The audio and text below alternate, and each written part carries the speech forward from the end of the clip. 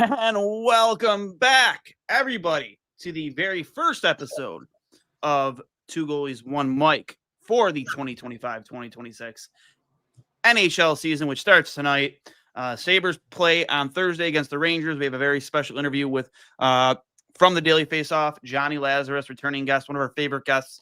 He'll be on with us a little later in a pre-recorded episode that we did yesterday. So, excited for that. But also welcoming a new sponsor to the program, Hurls. Impulse Physical Therapy of Western New York.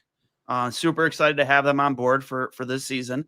I've been there a couple times with Alex Peters, who's one of the owners and founders of Impulse Physical Therapy, and I cannot stress this enough. This place is incredible. It looks small from the outside, but it's massive on the inside. If you need physical therapy done, if you need physical testing done, if you're an athlete, whatever it might be, strength and conditioning, they have it all there. It's even actually like the central training location for if you're, a wrestling guy like me, an Indies wrestling guy, for Empire State Wrestling, and I believe it's I remember Buffalo Pro Wrestling, I believe it is.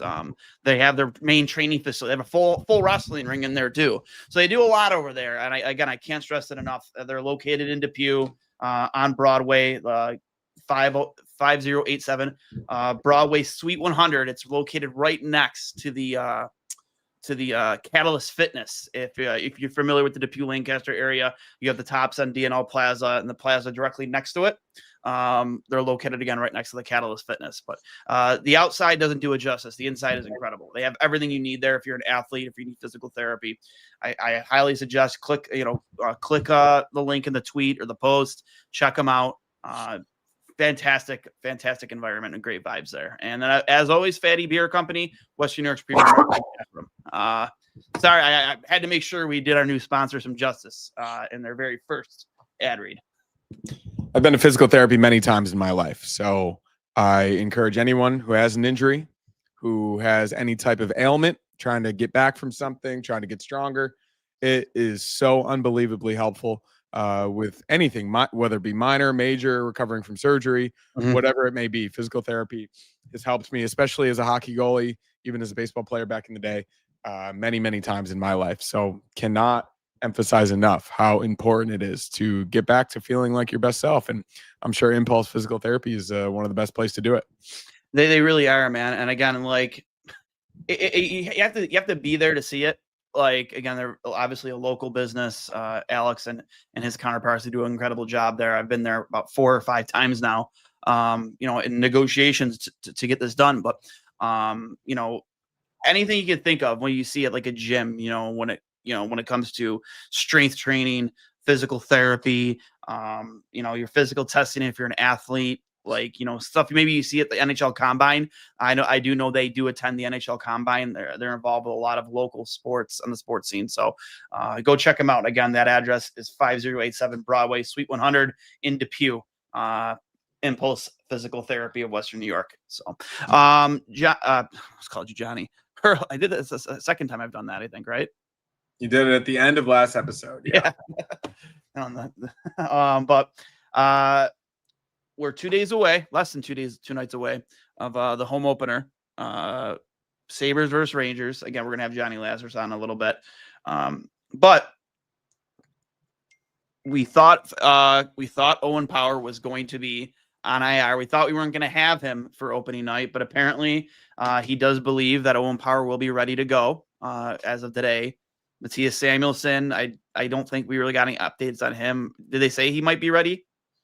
Yeah, I mean, it seemed like a similar situation, non-contact, feeling better. Yeah. As Lindy said, he got slew-footed, so it wasn't a strength and conditioning thing that I think a lot of people were thinking it was. So hopefully just a freak type thing that he's able to recover from quickly. Yeah, against Columbus. I mean, I don't know. Would you rather see Ryan Johnson in there over Samuelsson? I wouldn't necessarily say rather. I'm fine if that is the case, but it appears that Samuelsson is who they were envisioning for that third pair role to begin with. So based upon training camp, based upon everything else, I think I'm fine with either one. I don't think it's that big of a difference either way. If Ryan Johnson is elected to play in place of Samuelson, given his injury concerns and everything else, I'm excited to see what he can do. But no, I don't think it's like I absolutely want to see Ryan Johnson over Matthias Samuelson. Yeah, I mean, it's just the same old with him. Like, when's the last time this guy didn't start a season injured? Or, it's I don't know. We talk about Josh Norris a lot the past couple of weeks and how like he's finally healthy. He's had a full off season to get his body right for the start of a season. And again, we're starting a season where Samuelson's like, on the mend. How you know, is this an indictment, I guess, against the new strength and conditioning staff? I know we've seen that on Twitter. I don't think so, but because I know Gallivan's supposed to be one of the best in the business. You worked with the USNTDP, but too many guys are banged up before we even drop the puck. Yeah, it's not ideal by any means. I don't necessarily think it's an indictment on a new staff that just came in this offseason, right? Because they haven't necessarily had enough time to even develop some semblance of a plan with these guys. It seems like a lot of them did their own work over the summer. They came back stronger. We've been hearing a lot of reports about Jack Quinn, obviously. So I wouldn't necessarily blame it on the new staff. Sometimes it is just bad luck, as Lindy said, and I appreciated what he said today, specifically because he knows the talk that is around Samuelson at this point, given his injury history, that it wasn't related to that it was a slew foot in a preseason game that caused this injury. So I like that he's sticking up for his guys, and that's what a good coach should do.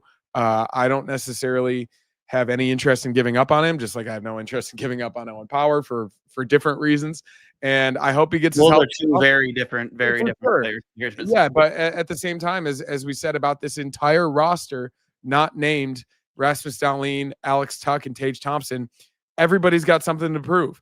Every single person on this roster needs to show something and needs to be the best version of themselves for this team to even have a chance at the playoffs this season. And that includes those three guys, obviously maintaining that level we all know they can get to.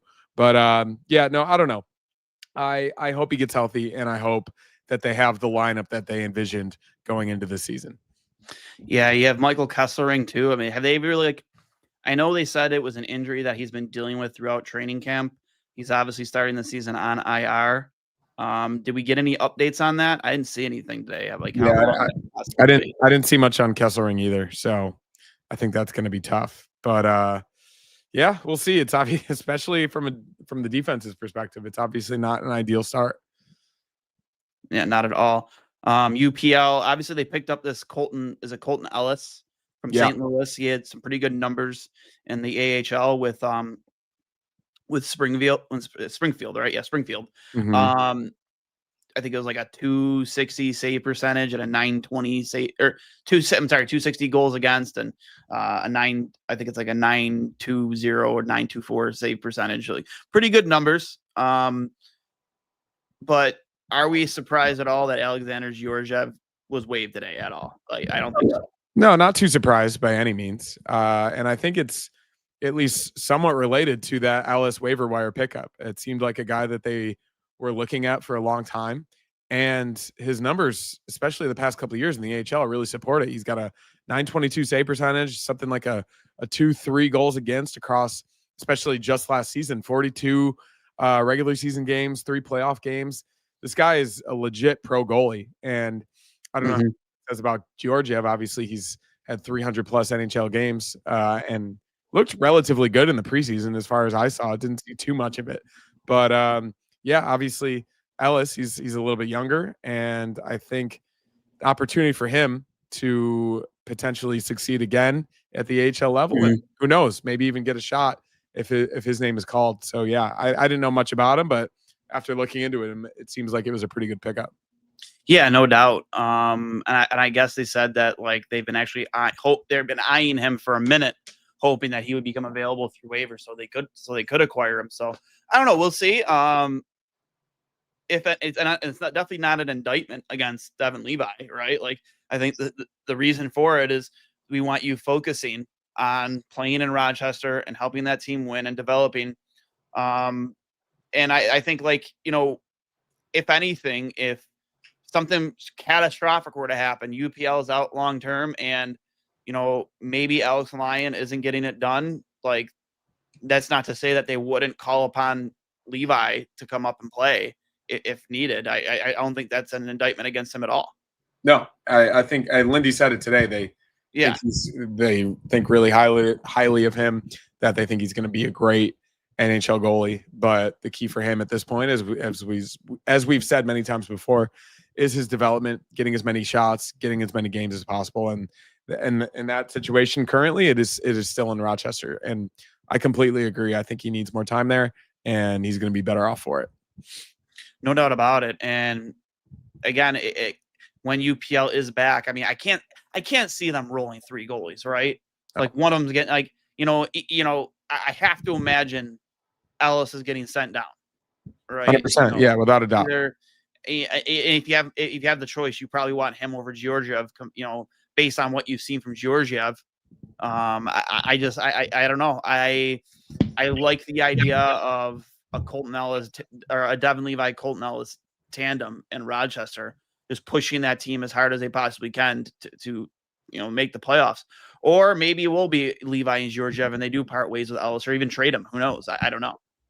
Yeah, I think having, and I said it with Georgiev, and I guess somewhat surprising, but given that this guy was available, maybe it's not. But having as much quality depth as possible in those 2 levels of the organization is not a bad thing to have. Even with the Alex Lyon signing this offseason, I think that was a really, really good move, as we both personally know, in terms of how good of a guy he seems and how much experience he has. But knowing obviously UPL's injury history and everything that he's been through, having a guy who's had tons of NHL games under his belt in high leverage situations, even recently, and as we very well know, in that very important game between the Panthers and the Sabres a couple of years ago. This guy's been in big spots recently. I very much trust him to be the guy to begin the season, and UPL comes back, he plays well, and he's able to stay healthy, then I think they'll figure out what works best. But having options there, I think, is definitely a really good thing. I agree. When it comes to UPL too, like, how long do you think they're going to wait? Even if he's ready to come back, like, tomorrow, like, he played 1 period and he tweaked, or he actually, no, he didn't. Apparently he didn't hurt the original injury, or he didn't tweak the original injury. He something completely unrelated. So, like, how long would you realistically wait till you put him back in net, to you feel comfortable? Because I think they thought they felt comfortable doing it in the preseason, and then he gets hurt again. Yeah, not a doctor, but I just play one on TV. I think you listen to your strength and conditioning staff and you treat it as cautiously as possible. The Bills do this a lot. I don't know if you saw what happened the other night. Milano came back after a pec injury, and he played the first half, and he re-aggravated the same injury. So who knows how long he's going to be out again. Similar type of guy, obviously a little bit older, and he's had a variety of different injuries, but he's a guy who's had a lengthy injury history throughout his career, and they potentially might have rushed him back a little too soon because it seems like he re-aggravated the same thing, especially with a goalie and a lower body injury. I think all of us know you don't want to mess with that. I had a groin injury the other night, and I played the next night, and I was struggling. It did not feel good. And even 4 days later, I feel so much better after a heat pad and some ice and just general rest, not as a professional athlete, but giving this guy as much treatment as possible and making sure that he not only feels good in the weight room, feels good in the training room, but feels good with goalie movements on the ice. Because sometimes with hip flexor or groin injuries, you only feel those injuries specific to certain movements in net.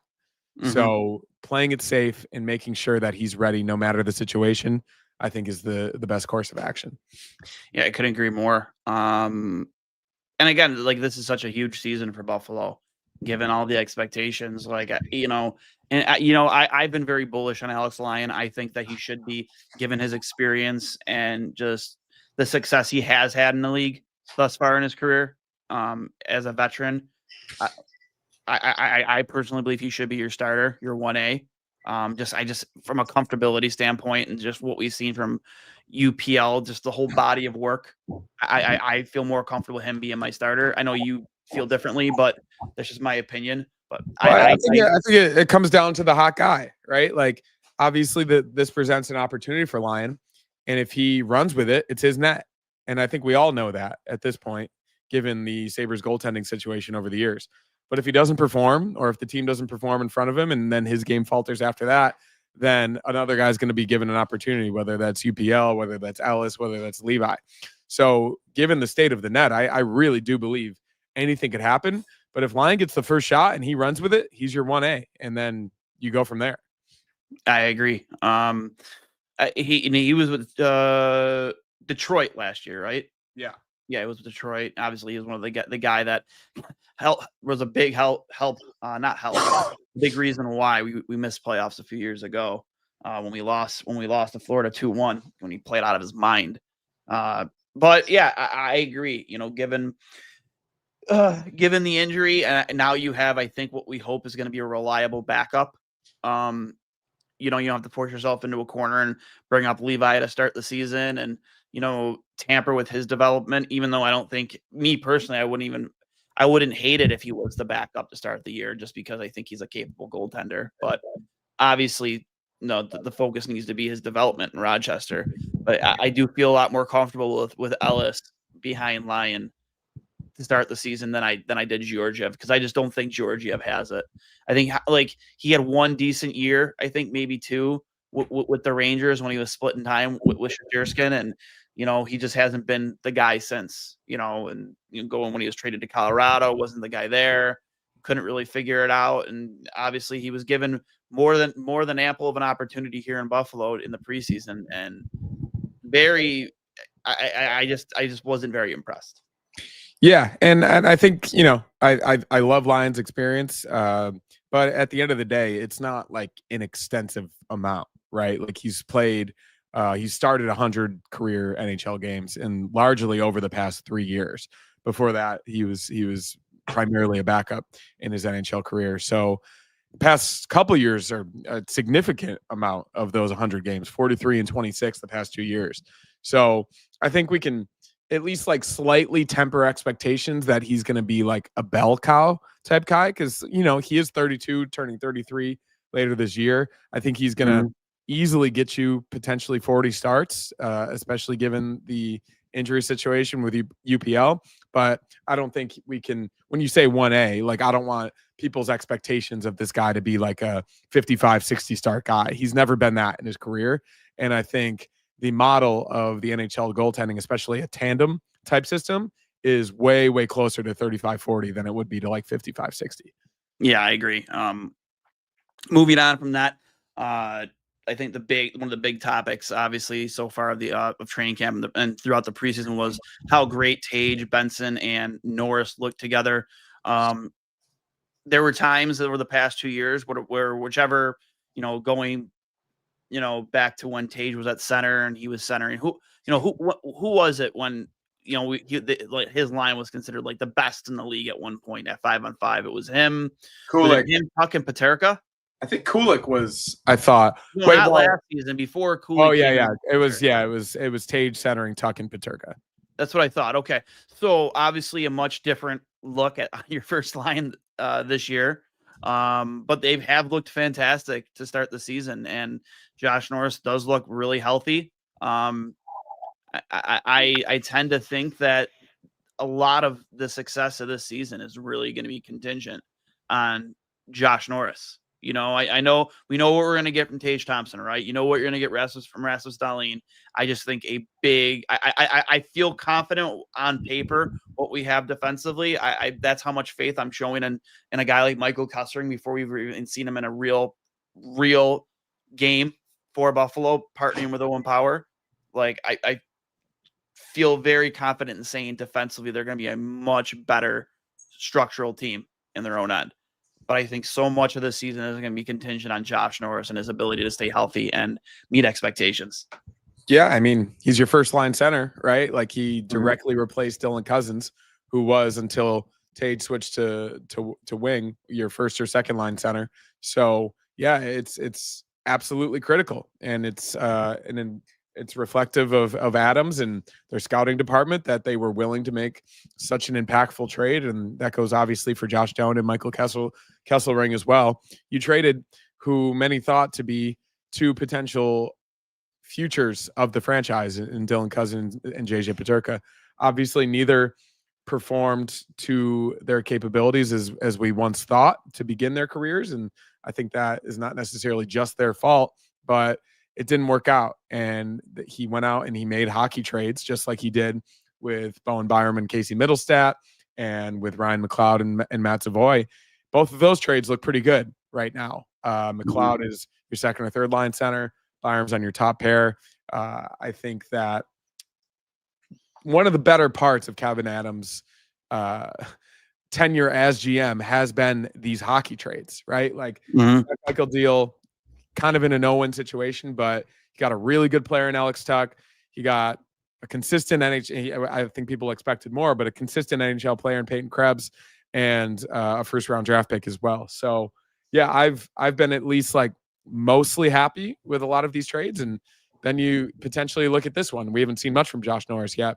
Looked great in the preseason, but as with everybody else, got to stay healthy. Got to stay healthy. Hasn't proven it consistently in his NHL career. And yeah, I really hope he can too. And not only for the first line, but the power play as well. And I know the Rangers are playing right now. I think that they're without JT Miller and Artemi Panarin, and I don't know if you can take a look at that real quick, but I don't know. Hopefully that will carry over with us on Thursday, because since we're already banged up too, it's nice to see that the Rangers maybe bring in a little of a banged up team. I imagine because they do have a back-to-back on the weekend, even though they are playing the Buffalo Sabres. We will get Igor and net come Thursday night. Yeah, so, Panarin's playing. Oh no, they're both playing. They are both playing, because I know Johnny said last night that they are both like on the mend. Yeah, no, they both have ice time to begin the game. Okay.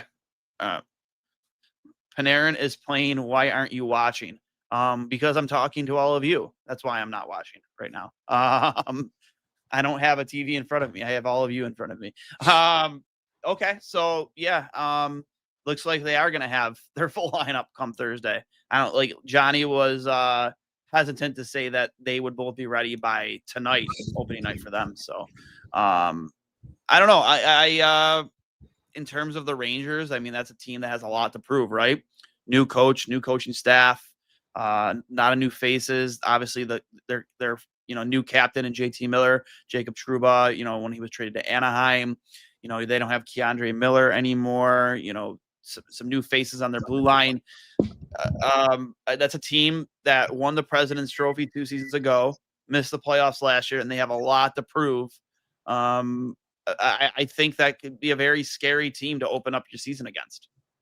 Yeah, I mean, as it was 2 years ago, with all the expectations of that 2023 team, and they came in and blew the doors off us. So it's not the easiest start with a team of that pedigree. A guy like Artemi Panarin, Mika Zibanejad, JT Miller, Adam Fox, and then the biggest kicker is the best goalie in the league. So that's tough. It's not easy. Shesterkin could steal a game at any moment, but you've also seen this Sabres team specifically get to him, especially at MSG. For some godforsaken reason, this team has always played well against the Rangers at Madison Square Garden, but not as well at KeyBank Center. So hopefully they can flip the script on Thursday night. I saw Pete Gwelly say today that it's looking like it's going to be a sellout. I'm not sure if that was a ticket selling tactic or if it actually is. I hope it is. It's a home opener. Regardless of how a lot of Sabres fans feel at the moment. If I lived in Buffalo, I'd be there. So hopefully it's a good crowd and they can get the team. Well, they can get the crowd in the game relatively early, whether that be the power play, some good shifts from your top lines, generating chances, buzzing around, forechecking, whatever it may be. A good first period is very important for this team's psyche on Thursday night. Somebody in the chat might have mentioned, assuming that Matt Rempe will be in the lineup, could this be a situation where, if you think back to the days of Lindy's first tenure in Buffalo, when he knows there's an enforcer in the other lineup, he'll bring in his. Could we see Mason Gearston in the lineup come opening night just because they have Matt Rempe? Yeah, I mean, maybe, but are you willing to sacrifice what you lose in the player you're replacing Mason Gearston with just to potentially have a fight with Matt Rempe? I'm not necessarily sure that's the best strategy on a night like your home opener and your No, first. I agree. It was just a thought. Yeah, like without a doubt. Yeah, you don't I mean, want Matt Rempe kind of running wild on your home during your home opener for sure. But like, does Justin Danforth not have the ability to lay some muscle on a guy like Matt Rempe? Does Alex Tuck? I mean, obviously, you don't want one of your star players. I don't want doing those it, but, guys. That's the whole point. No, but like you know that he will though, right? Like especially after the Samuelson incident last year. I mean, not the Samuelson, the Tage Thompson hit where Samuelson and others didn't respond. I think this team has a better approach to that type of situation, and they have a better identity when it comes to that. So I would hope that you wouldn't necessarily need a specific enforcer just because they have a big guy like that. It's at least my thought from a game plan type matchup, but I don't know. I wouldn't be surprised. Oh, I don't think it would be Justin Danforth. I think he's like 5'10". Definitely wouldn't be him. Everything obviously he's not going to go toe to toe in a fight with Matt Rempe, but like he's a fourth liner that has some muscle, right? Like I'm just thinking of a guy that potentially could like, rough him up a little bit. But yeah, I mean, gosh, our entire defense out, especially our big guys. So I'm really not sure. Yeah. And I have no idea Yeah. what the opening night lineup could look like. I mean, again, you think it would probably be, you would hope it would be a Jordan Greenway if he was in the lineup, if he was healthy. But I just don't want to see, Rempe mania, as they call it in New York, running wild all over the Sabres on their opening night. So I guess for the most part, like, I don't know, the guy probably coming out of your lineup would be Justin Danforth. Yeah, and you replace him with Gearston, and you'd hope that what you're replacing doesn't have that big of an impact otherwise, because everything I've seen and read about Danforth, it seems like he's an upgrade on the fourth line in terms of what they're going to want. We've seen a little bit of him too, and he hasn't played bad at all. Yeah, and in terms of what they're going to want from that role, from a penalty kill perspective, forechecking, defensive responsibility, it seems like he's at least an upgrade to what they had last season. So yeah, I don't know. I personally would like to see him, and I wouldn't want like an enforcer type matchup unless it's absolutely necessary. But I mean, obviously Lindy had Gearston in New Jersey, so maybe that is what he wants to go with. Yeah, I don't know. And like, again, he also coached Danforth in the past, hence why he's here. Probably just a very trustworthy player that, he believes in that. And that was another thing too, like during his pressers, like during training camp, he was just like, if you knew his story, you'd be like in awe of like of the career he's had so far and how he got here. I guess he has like some inspirational story and just the obstacles he's overcome. But moving more down the lineup, their center ice depth, you have Kulik as your second line center. I'm assuming, right? It would probably be Yuri Kulik, and then McLeod as your third, Krebs as your fourth line center. How comfortable are you with their center depth? Obviously, that was something I think we were more comfortable with in years past, back when you had guys like Eichel and Reinhart, and even going back as far as O'Reilly, and now it's kind of like a big question mark, given that the guys you have drafted outside of Kulik haven't panned out yet. I think Kulik proved, especially in the second half of last season, that he can handle being an NHL center.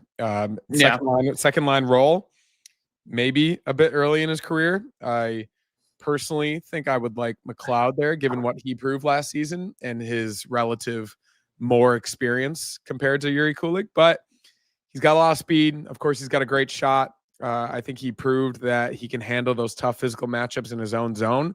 So I'm not necessarily super against it. I think this is very, very much dependent on how well Josh Norris performs and if he stays healthy. And if he doesn't, then you probably have to consider moving Tage back to center and then moving those guys down the lineup. But as it currently stands, if Josh Norris plays well, Kulik, is he centering Zucker and Quinn? Is that what I saw? Or was it I think Kulik would probably be centering Tuck, and I think I saw Zucker. I could be wrong though. There's no way Tuck's down on the third line. No.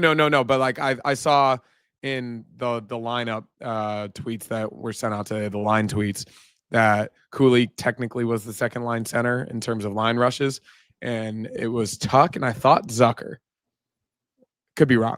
I'm not sure. Could be wrong. Yeah, I mean, I think if I were to guess, if Yuri Kulik is your second line center, he's centering Tuck, and I mean, I think Zucker can play either side. So for sure, yeah.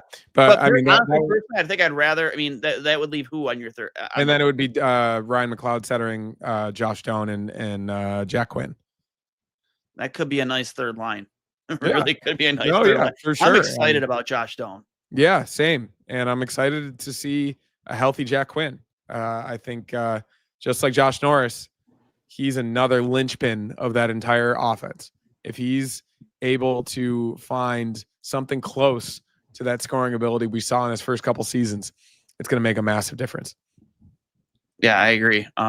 Josh Doan was just like all over the blue paint every time he was out. They get a goal and 2 assists. And he's going to be given a lot more opportunity in Buffalo than he had with Utah. And then obviously with the Coyotes before that, like there's going to be more, bigger expectations on him. There's going to be more opportunity, more ice time, I think. I again, what I've seen from him, it's really, because I remember when that trade was made, and I think myself included, we were kind of upset with the return because you were thinking that Peterka was worth more. But as I've seen, I'm surprised at how good of a skater Josh Doan is, and just again, he plays a very fearless style of hockey. Yeah, I think he offers something that the Sabres didn't have. And of course, if this doesn't go well in terms of offensive output early on, you know what you're going to hear. You didn't replace Peterka's 25, 30 goals. You didn't do what they didn't do with Jeff Skinner. Those things will be there. But I do believe what they got in Josh Doan, I think people will talk about the underlying analytics, but in terms of his possession metrics and everything else related to his game, and obviously you can see it on the ice too. It can be a combination, right? Like he can have good underlying statistics, then you can also watch him play hockey and be like, yeah, this guy could make an impact. And he's obviously really young, and this is his best opportunity probably that he's had in his career with the type of line that he's going to be on. So yeah, I'm excited as well. And I think those top 3 lines, especially 2 and 3, could be relatively interchangeable, provided the first line sticks together and performs well. So yeah, we'll see. But yeah, I think it's going to be really interesting to see how it plays out. How worried are you about special teams? I mean, generally worried, especially because they didn't change any of the coaching staff. And I'm not sure with the same coaching staff how necessarily different the scheme will be. But if they are trying new things, which I was reading a Fairburn article that it seems like they are using behind the net a little bit more. They are using the bumper. They are less stagnant and stationary than they were. It just felt like at points the past couple of years, they were just keeping everything to the outside without getting legitimate opportunities. And also the break in, like getting into the zone, there weren't enough options to retain possession rather than just dump it in and try to forecheck, dump and chase. So as long as they're trying new things, I think that they have enough talent to be a top 15 unit in the league. But the players can only do so much if what they're being told to do is not working and they're banging their head against the wall to the point of insanity. So I really, really hope we see at least a little bit of progression in terms of scheme, not only on the entry, but once they have possession in the zone to get more opportunity. And we saw, this is kind of like an indicator for me that you're definitely going to have power playing tomorrow night. I didn't realize it was retroactive to when he first got hurt either. I thought like when they officially put him on IR, he was out for seven days. It's retroactive, I guess, to when he first got hurt and was put on an injury report, I guess. So, which makes him available for the Sabres on Thursday. He was running their second power play unit today at practice. Yeah, and given his offensive output and his numbers past couple seasons, I think that makes complete sense. I think you could potentially have him and Byram on that same unit if you want to try a 2 defenseman look rather than what they do on the first unit with Dahlin, who's more than capable of running any NHL power play himself. So, yeah, I think they could be relatively versatile on that second unit with who they slot in there. But I'm excited for the first unit. I think they have a real chance, and whether they take advantage of it or not is probably going to be the difference on whether this team actually gets anywhere. Yeah, I agree. Power plays. I mean, I think, and I'm not sure what their first unit has been or what it will be. Obviously, you're going to have Darlene. Probably you're going to have Darlene quarterback in it with who have they normally been running? What forward on that first unit? I haven't seen too many of the rushes, but I have to imagine it's going to be Darlene, Norris, Tage, Tuck, and either Zucker or Benson. I mean, maybe McLeod if they put him in the front of the net or in their bumper spot, but I haven't seen too many of the reports about I guess why not have it be Kulik?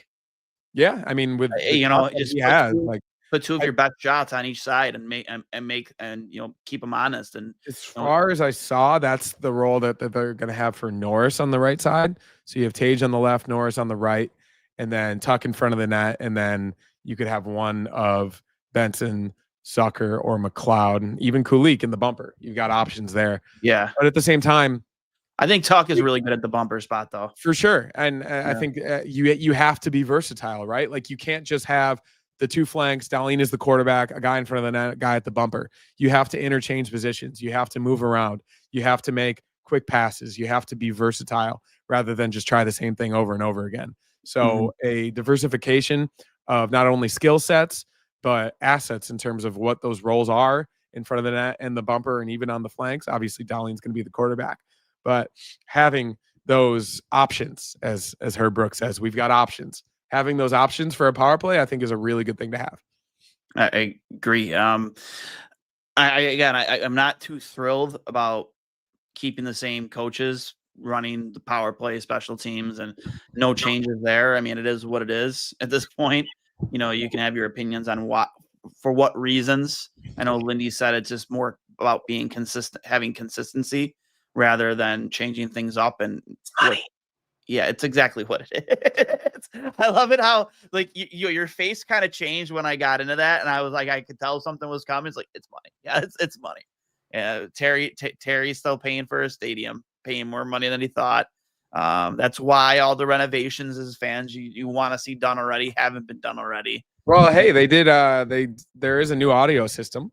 It does kick ass. There's a new audio system. The seats are still there, but that is what it is. The floors and the painting and whatnot. But the food looks really good. I saw all these reporters the past couple of days. The Tage Thompson sandwich. How much do you think that's going to cost? $45. $72 his jersey number. Well, yeah, that's what the Dominator burger.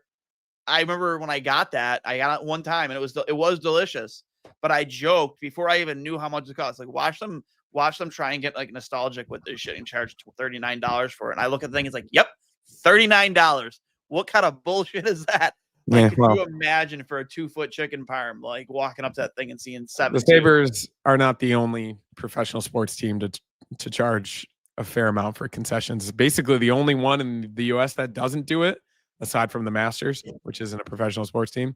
The Atlanta Falcons, where the Bills play next Monday night, they're one of the few professional sports franchises to charge a very, very fair rate for their concessions. Shout out Arthur Blank, the owner of Home Depot. He's got enough money, that's for sure.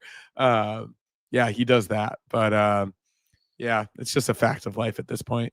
If you go to a pro sports game and you want to eat and drink, be prepared to bring $100. Yeah, man. It when it comes to parking, I mean, it just keeps getting more expensive and more expensive.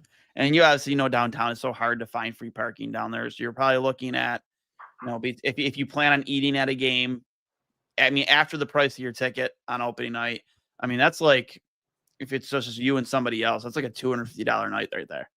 Easy. Yeah. That's why season ticket packages, obviously that's easier said than done these days for anybody, but eating before the game, being smart about it. Like, I'm sure, people have their ways, but I'm going to the Kings game tonight, going with a buddy season tickets, thankfully. So that where are they playing? The Avs. So it's going to be a real banger of a game. Seats are pretty close too. So I'm going to be really, really excited to see Kel McCarr, Nathan McKinnon, Kempe, Kopitar, Byfield in person. It's a really, really cool game to go to. So super stoked. But yeah, the Kings Arena is not one of the cheapest as you could possibly imagine. They do it right though. Like I know they host the Lakers, the Kings. Like who else plays out of that? The Sparks are the only other professional team at this point. Like, the Clippers moved to their own arena last season. Yeah. 2 seasons like ago. just the statues outside. I remember I was at it's amazing. a work event in LA. And the game presentation too is second to none. I have to imagine incredible. I mean, what I hear about Vegas is really good, obviously, but no, the Kings do a really, really good job, obviously, of keeping. You're getting your money's worth when you go. Mostly casual hockey fans, very, very engaged throughout the game presentation. So they do a really good job.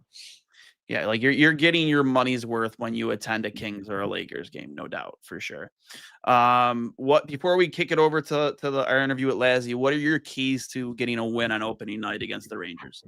Kind of like I said earlier, a fast start is kind of goes without saying, but especially in your home opener, in your first game, with the disillusioned fan base, with the expectations, with all the injuries.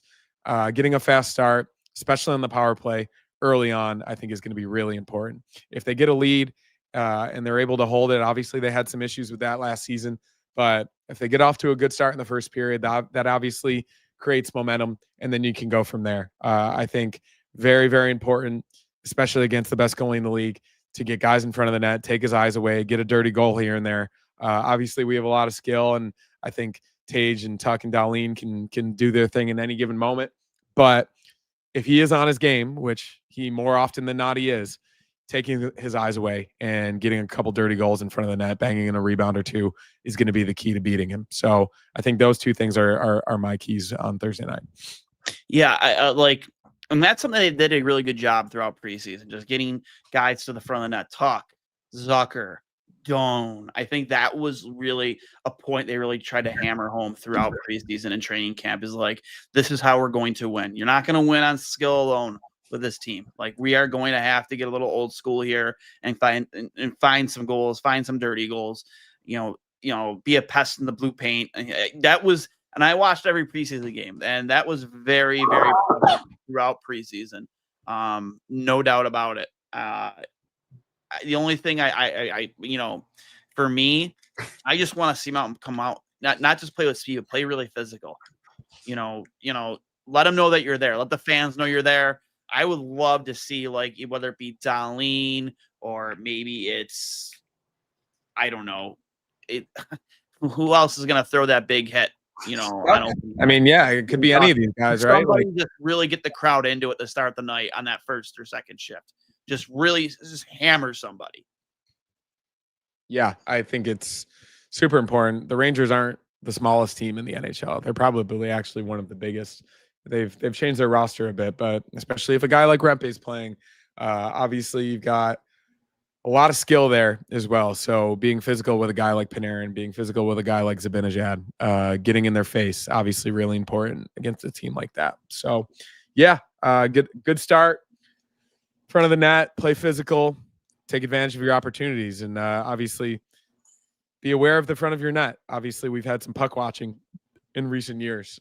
Make life a little bit easier on Alex Lyon in his first start with the Sabres. I think will be really important. So looking forward to it. I think they got a good shot, and 1 of 82. Let's do this. Yep, and I'll obviously be I haven't decided if I'm going yet, kind of waiting for prices to come down a little bit, but we will be back with I'll Hang Up and Listen, obviously, our first installment after the game for sure. So we're going to kick it over to my interview with Jonny Lazarus from the Daily Faceoff. So here it is from yesterday.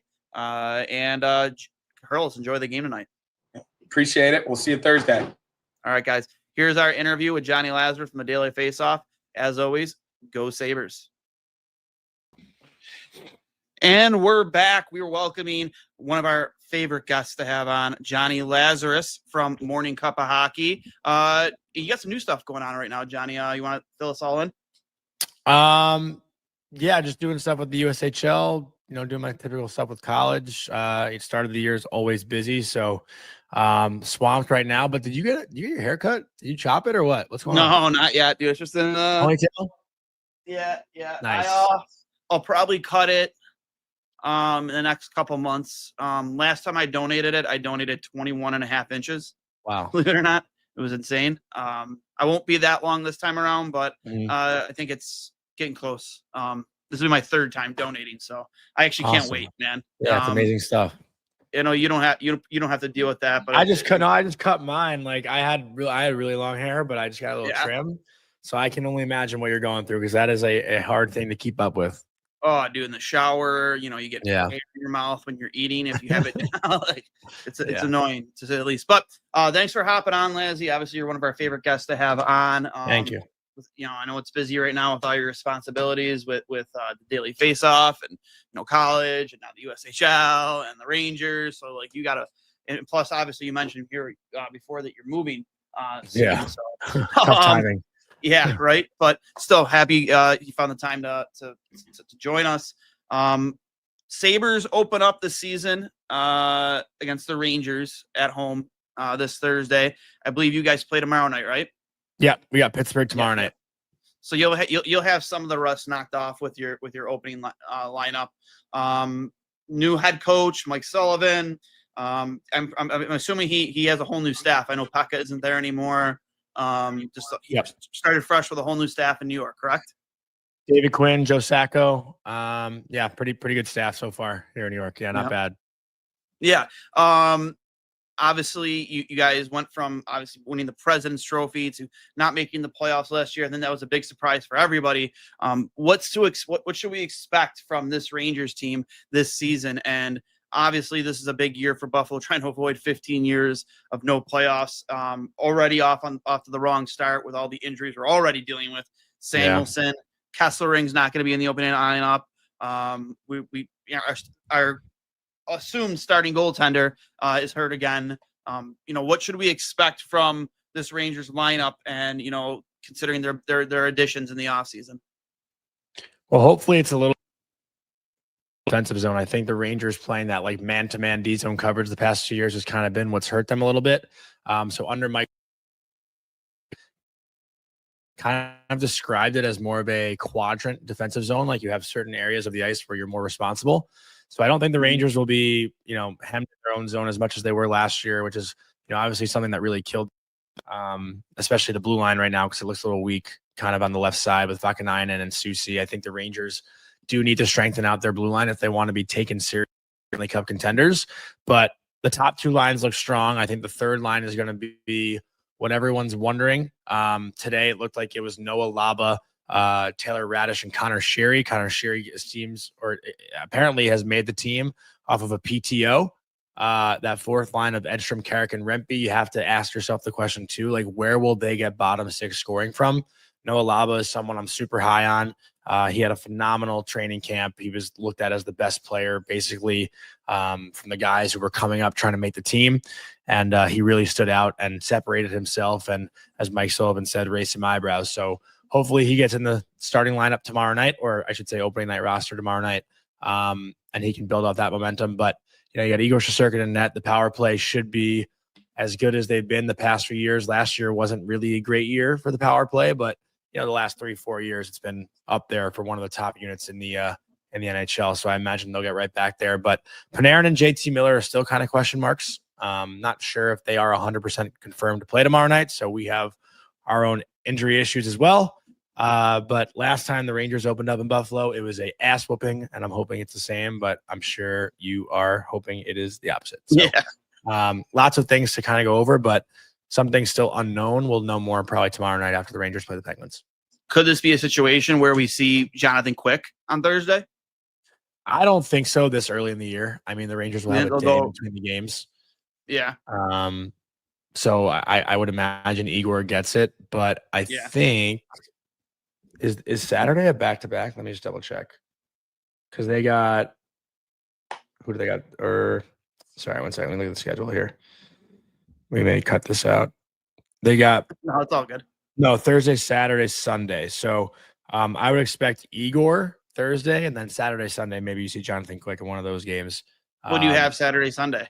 We got Pittsburgh Saturday again on the road, and then Sunday the Capitals at home. So I would think Jonathan Quick maybe starts in Pittsburgh on Saturday, and Igor gets to start Sunday. Yeah, at I home can against see the that. I Caps. wasn't sure. Obviously, depending on the Pittsburgh is kind of like in the midst of, going into a rebuild, depending on how maybe the start of the season goes. So I wasn't sure. Maybe you'd want to start your backup against the Lille Sabres. Kind of hoping and praying. Not that Johnny Quick isn't a very capable goaltender. I would take him for my starting goalie right now. I love Alex Lyon, but I'd be hard pressed to say that I wouldn't want Johnny Quick in that. However, unrelated news: Toronto just claimed Caden Primo and Sammy Blaze. Oh wow! So there's that. Another goalie in Toronto. Anyways, obviously you guys are dealing with your injury issues too. The big news today was the McDavid contract, obviously taking a massive, I know it's only a 2-year extension, but a massive discount compared to what people were expecting him to get. I personally thought on a long-term deal, he'd be the league's first 20 million AAV hockey player. Like, no doubt. Maybe this walks him to 25 million in 3 years. I don't know. But I was surprised. I'm sure, like I mentioned, you were surprised. Actually, more news. Buffalo just claimed Colton Ellis from St. Louis. Do you know who that is? Colton Ellis? No, I No don't. clue who that is. No. All right. Sounds like a Kevin Adams move. Anyways, Alex Tuch is obviously has been the top of their priority list throughout the offseason. You've heard the negotiations. I'm sure you're very familiar. It sounds like he wants to be in Buffalo. How do you feel like a player like Alex Tuch, who is probably their most versatile forward, broke the league record last season for most block shots by a forward, probably a Selke candidate, top 5 Selke candidate on a playoff team? Like, how do you feel that maybe this extension, maybe in the Kaprizov extension, affects an Alex Tuch contract? Because I think going into the offseason, Sabres fans had him probably around $9.5 million, but I think anything short of 10.5 at this point is, probably unrealistic.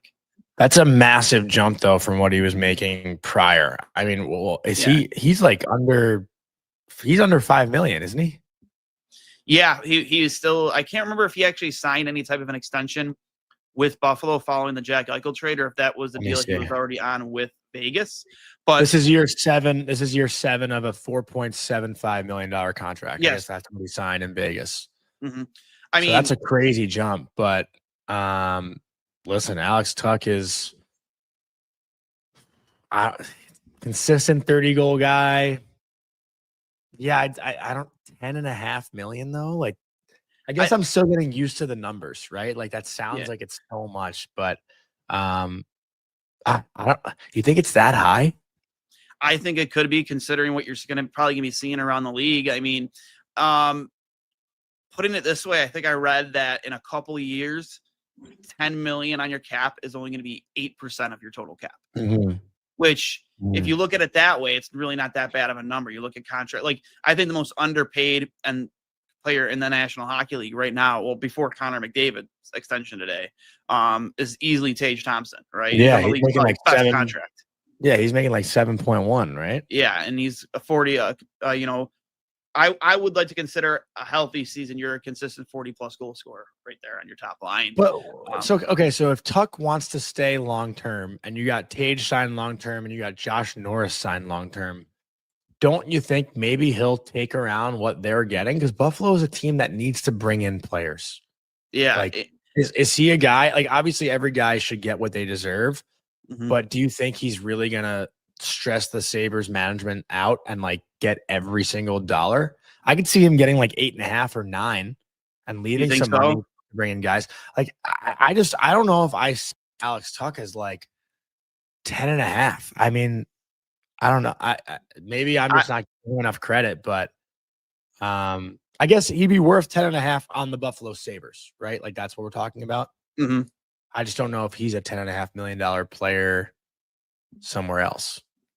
I mean, I'm not saying that he should. Yeah, I personally, if you're going to sign him for 8.5 to 9, between 8.5 and 9.5, we're laughing here in Buffalo. Like, we're ecstatic about that number, because at the end of the day, like, the narrative since Kevin Adams has taken this job, and it's absolutely dumbfounding that he still has the job. Yeah. But regardless, the narrative has been he wants players that want to be in Buffalo. Well, you have a guy who grew up a Sabres fan, lived next door to Tim Connolly. We all know the stories about Alex Tuch.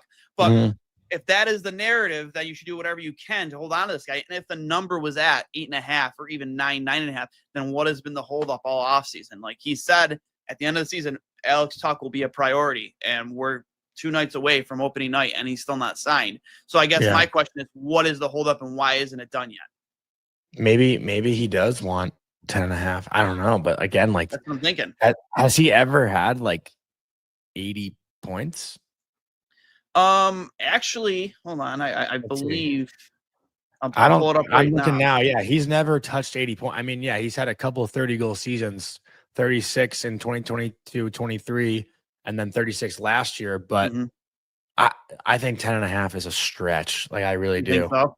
Yeah. I mean, again, even Alex Tuch getting 8 million or 8.5, whatever you want to call it, that's double what he's been making the last 7 years. Like I think he'd be pretty happy with that. No. You would think so, but given again the cap rising and you see other players probably making more than what you think they should be. I mean, I like to compare Alex Tuch. I'm not comparing him to this player, but I guess maybe the versatility when both healthy, like Mark Stone. What Mark Stone has always been for Vegas, a good way more skilled offensively. Huh? Way more skilled offensively for sure. No, yeah, but like in terms of versatility, can play in all situations. Not afraid to get into dirty areas of the game. I think that's how he's viewed around the league. So when you're looking at the comparables, I guess, I mean, who was the one comparable, the Vegas player, Kempe. I think Kempe has been probably the biggest comparable for Alex Tuch and what his next contract could look like.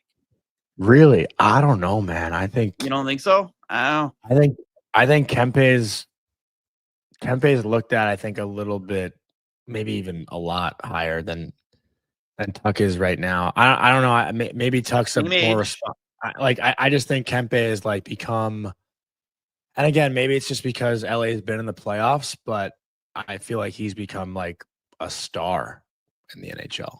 Yeah. I mean, Alex Tuch has, outside of the 41 goal season he had in 2022, 2023, Alex Tuch has better numbers than Adrian Kempe. And I think that, I don't follow the Kings. I don't, I'm as much as I do the Sabres, but if you're asking me who the best, better two-way player is, I'm personally probably going to vote for Alex Tuch because I watch him.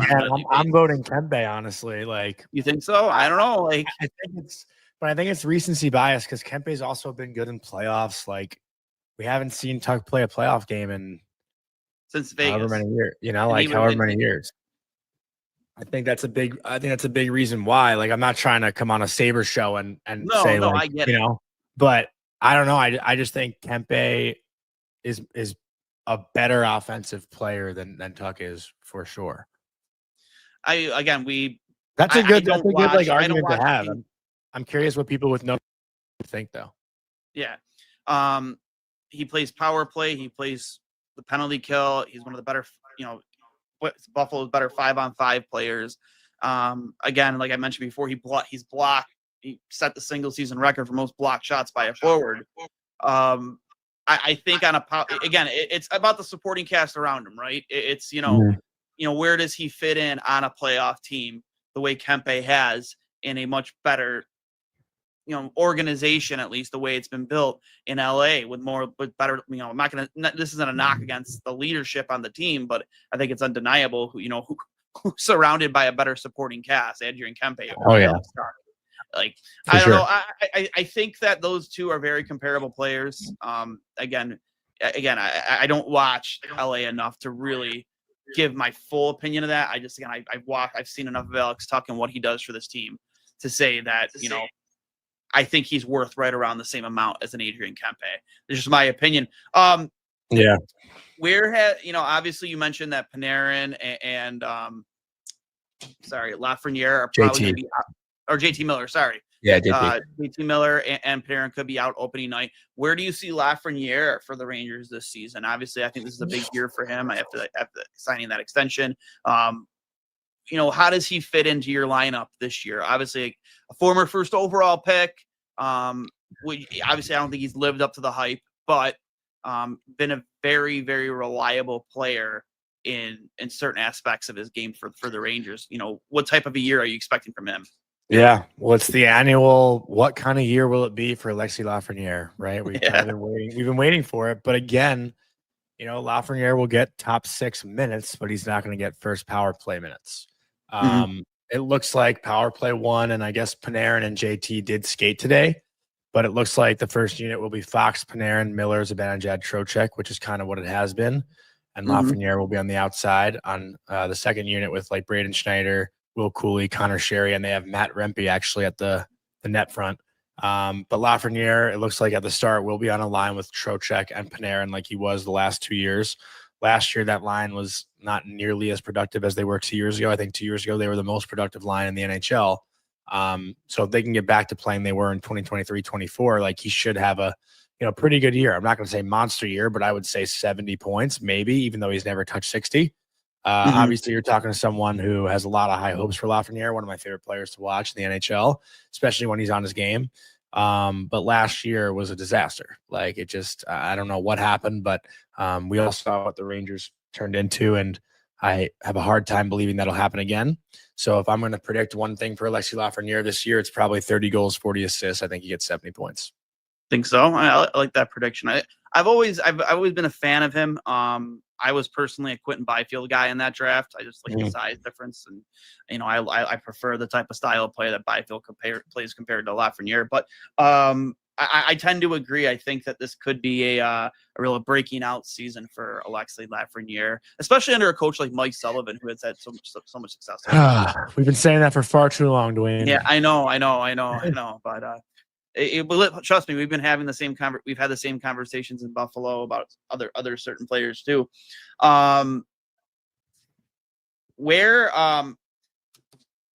Heading into obviously the season with the Olympics, Team USA has I think this is probably, if you're previewing the Olympics, Team USA, this is the best chance they probably had at medaling in quite some time, probably going back to the golden goal of Crosby when they took silver.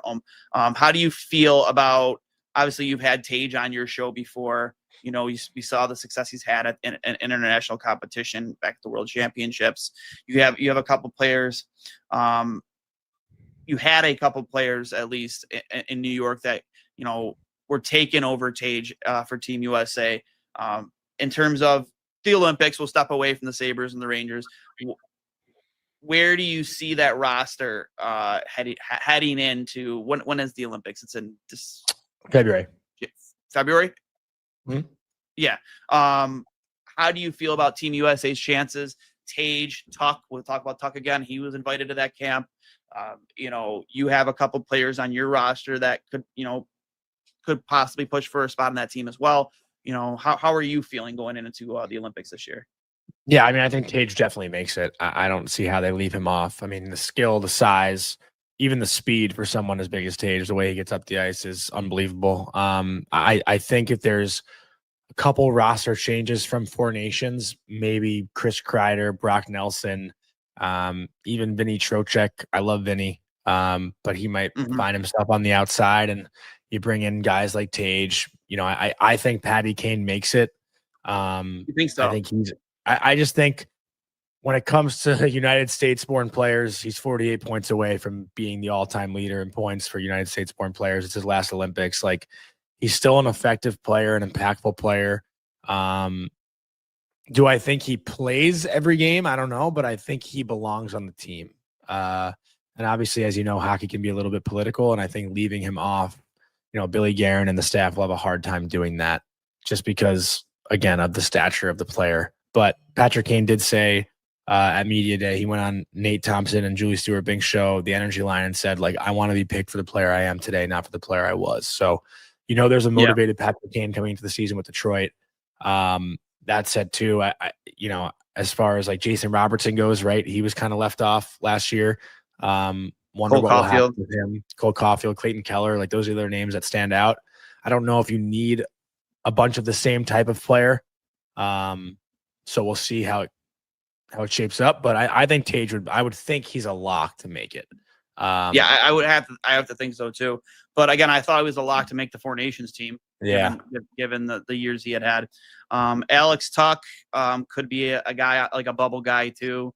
Again, he's if you're talking about the roles that guys like Trocheck, Kreider, and who was the other one, Brock Nelson, when they were taking over guys like Tage, like Alex Tuck already kind of fits those molds. If that's the type of player you're looking for, I just don't see them changing a lot. They were one goal away.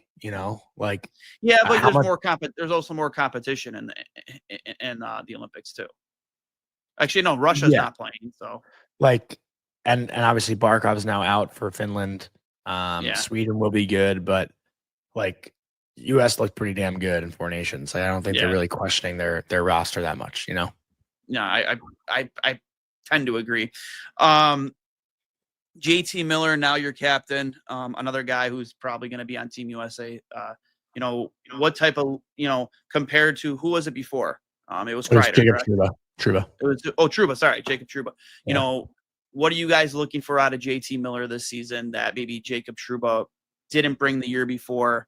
Not that it's a knock against him, because I love Jacob Trouba, but JT Miller, given what he went through in Vancouver, what has he already brought to that locker room, and what are you expecting him to, further along and get this team back to the playoffs in 2026?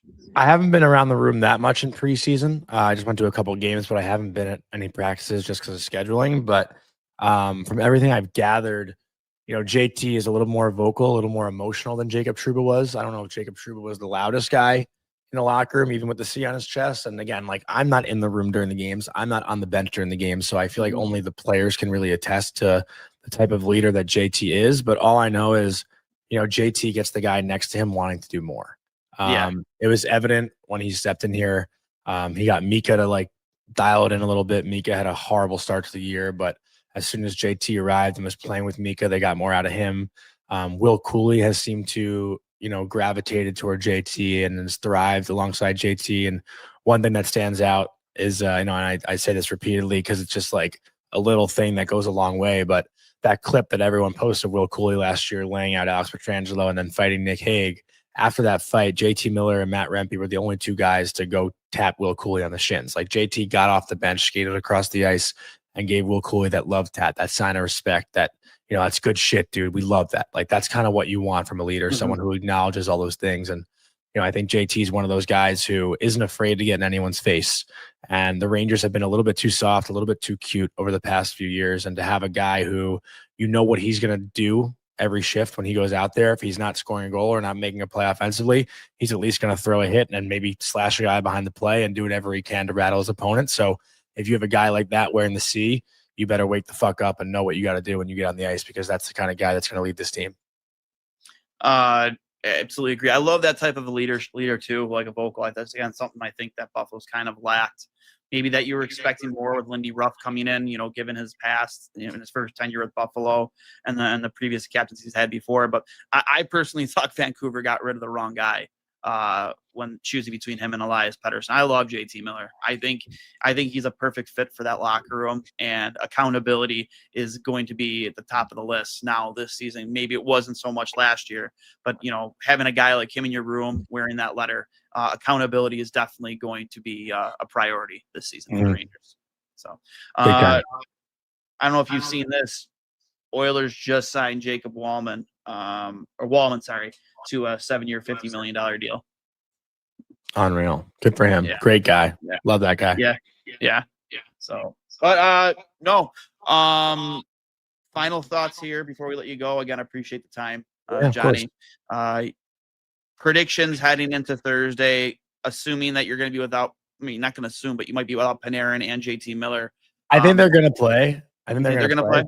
So don't quote me on that, but I would think they're going to play. For Buffalo, listen, I don't think they're going to be last place in the Atlantic. I don't know if that's something that's a positive, but they got their work cut out for them. Their division's tough. Even with Florida losing Barkov and Kachuk, that's still probably a playoff team. I think that's what's hard. I think Buffalo will finish ahead of Boston. I think they can finish ahead of Detroit, but I don't think they're going to finish ahead of Montreal, Ottawa, Tampa, Toronto, or Florida. I just don't see it happening. I like their blue line. I think their goaltending is good enough to win some games, but I don't know if there's just enough talent spread out throughout the forward group. Like, I think it's going to be a big year for Zach Benson. That's something I was talking to Tage a little bit about at Player Media Tour. Tage loves Zach Benson. I did one of my skating interviews with Tage too, so that'll be out. I don't know when, but certainly at some point. And as you know, I've known Tage for a few years now, and obviously losing Peterka sucks up front, but it is a chance for a guy like Jack Quinn to step up and really have a breakout year, and Zach Benson to, kind of take that next step in his career, even though he's still super young. Yuri Kulich obviously can be a guy to have a big year. You'd hope he can score 20, maybe even 25. But I think Buffalo just needs to get stronger down the middle. Like, I think obviously that's the weakest part of their game right now, or their team. Well, speaking down the middle, Josh Norris, like a guy who finally looks healthy. He signed that big deal in Ottawa after, that breakout year he had. Lindy has been really ranting and raving about how good he's looked, how healthy he's looked. I know he looked really good in preseason. Again, you take the preseason pledge. You can't really get too far ahead of yourself when it comes to the preseason, but on that top line, centering Tage and Benson, he has looked fantastic.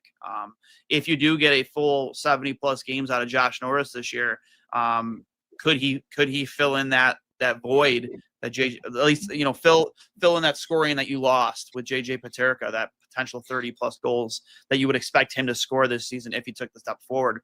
You mentioned Jack Quinn, a guy that we've had very similar conversations about that maybe you guys talked about in the past with Lafreniere, and before him, maybe like guys like Capo Caco, like, guy who's often injured, but, apparently is healthy this year. Can he make that step forward and at least hit his basement, not even his ceiling, but his basement of being a 20-goal guy?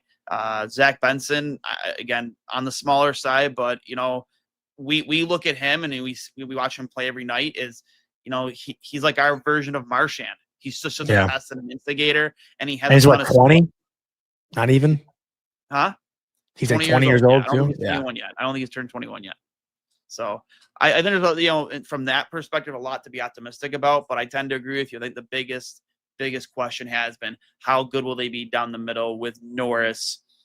Probably looking at Kulich being your second line center, and then you have Ryan McLeod and Peyton Krebs, your bottom six. So, Johnny, thank you so much for the time, bud. Yeah. I know you got to get out of here. Appreciate it. No problem. Thank you. This has been another episode of Two Goalies, One Mic, brought to you by Fatty Beer Company, Western New York's premier market and tap room with over 300 beers to choose from at now 7 different Western New York locations. Check out their Amherst location. And if you need a beer, make sure you make it a Fatty Beer. Tell them Two Goalies, One Mic sent you. We'll talk to you later. And as always, go Sabres.